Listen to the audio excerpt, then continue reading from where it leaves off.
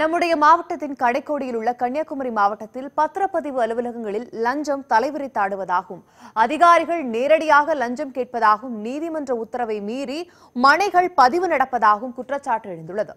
இதுகுறித்து விளக்குகிறது இந்த தொகுப்பு.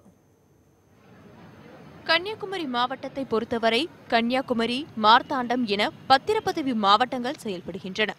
கன்னியாகுமரி பதிவு மாவட்டத்தின் கீழ் நாகர்கோயில் உள்ளிட்ட 11 சார் பதிவாளர் அலுவலகங்கள் இருக்கின்றன.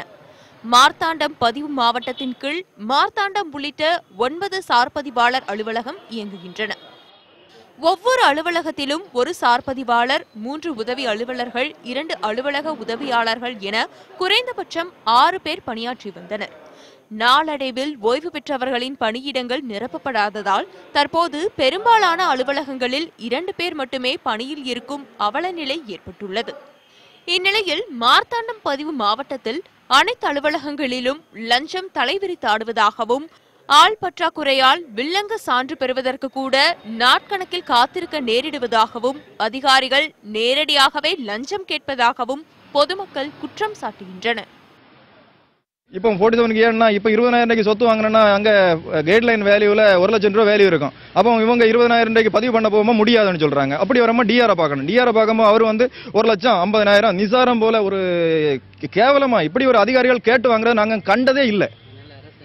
அரசு கண்டுக்கிறதே இல்லை. இப்போ பொதுவாக இங்கே பதிவுத்துறையில் வேலைகள் நடக்குது, எல்லா வேலையும் நடக்குது. ஆனால் எல்லாம் லஞ்சத்துக்கு மேலே தான்.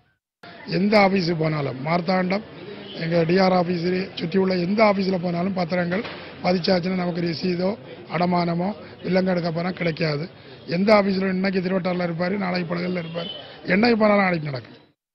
மார்த்தாண்டம் பதிவு மாவட்டத்தில் நீதிமன்ற தீர்ப்புக்கு மாறாக விளைநிலங்கள் பதிவு செய்யப்படுவதாக குற்றச்சாட்டு எழுந்தது. லஞ்ச லாவண்யத்தால் பத்திரப்பதிவு எழுத்தாளர்களும் பல்வேறு அவதிகளுக்கு ஆளாவதாக புகார் தெரிவிக்கின்றனர். பதிவுத்துறையில் ஊழல் தலைவிரித்தாடுது. இங்கே கேட்கறதுக்கே ஆள் இல்லை. 10 சென்ட் கீழே பதிக்கக்கூடாதுன்னு மதுரை உயர்நீதிமன்றம் தடை உத்தரவு போட்டிருக்கு. அதையும் மீறி இங்கே பதிக்காங்க. குறை இடத்தை மனையாக்க கூடாதுன்னு இருக்கு. ஆனால் இங்கே இப்போ ஆடிட்டு பார்க்க வர அது மனையாக்கணும், 3 ஃபோட்டோ தாருங்க, ஸ்கெட்சு கொண்டு வாருங்க, இடத்த காட்டுங்க அப்படின்னு சொல்லி விவசாய நிலத்தை எல்லாம் அழிக்கிறாரு. இதுக்கு பதிவுத்துறை உடந்தையாக இருக்கு. தகுந்த நடவடிக்கை எடுத்து பதிவு மாவட்டத்தை காப்பாற்றணும். இது குறித்து விளக்கம் கேட்பதற்காக மாவட்ட பதிவாளர் மகேஷை அவரது செல்போனில் நமது நிருபர் தொடர்பு கொண்டார்.